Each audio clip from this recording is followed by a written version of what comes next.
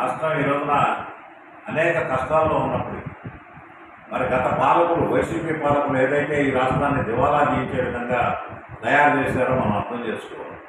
అటువంటి పరిస్థితులు ఆర్థిక ఇబ్బందుల్లో ఉన్నప్పటికీ కూడా ఇచ్చిన హామీకి కట్టుబడి ఈ రోజున ఉన్నటువంటి కూటమి ప్రభుత్వం ఎంతమంది పిల్లలుంటే అంతమంది పిల్లలకి తల్లికి వందనం కింద ఆ రోజున ఎన్నికల ముందు చెప్పిన విధంగా 15,000 రూపాయలు జమ చేస్తామని చెప్పి 13,000 రూపాయలు విద్యార్థుల తల్లిదండ్రుల ఖాతాలకు జమ చేసి 2,000 వారు చదువుకుంటున్నటువంటి పాఠశాల యొక్క బాగోగుల కోసం, క్లీనింగ్ల కోసం, లేకపోతే ఆ స్కూల్ మెయింటెనెన్స్ కోసం ఖర్చు పెడతా ఉన్నటువంటి పరిస్థితిని చూస్తాం.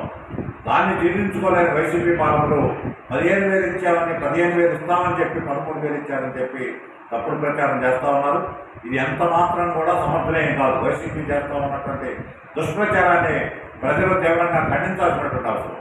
ఆ రోజున వైసీపీ ప్రభుత్వం 45 లక్షల మంది విద్యార్థులకి అమ్మఒడి అమలు చేస్తే ఈ రోజున ఈ కూటమి ప్రభుత్వం 67 లక్షల మంది విద్యార్థుల యొక్క తల్లిదండ్రుల ఖాతాల్లో నిధులు జమ చేసినటువంటి పరిస్థితి ఉంది.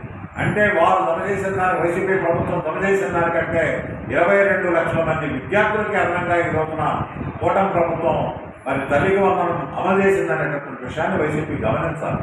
కాబట్టి వైసీపీ చేస్తూ ఉన్నటువంటి తప్పుడు ప్రచారాన్ని ఎవరు నమ్మద్దు.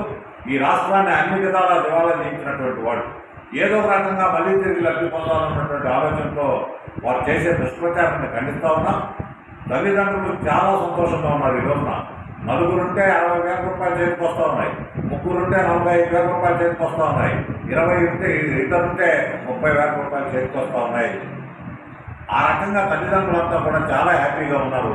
చంద్రబాబు గారిని, లోకేష్ గారిని, పవన్ కళ్యాణ్ గారిని, అదేవిధంగా బీజేపీ మోడీ గారిని సందర్భంగా రాష్ట్ర ప్రజానీకం అభినందిస్తోందనే విషయాన్ని గమనించారు.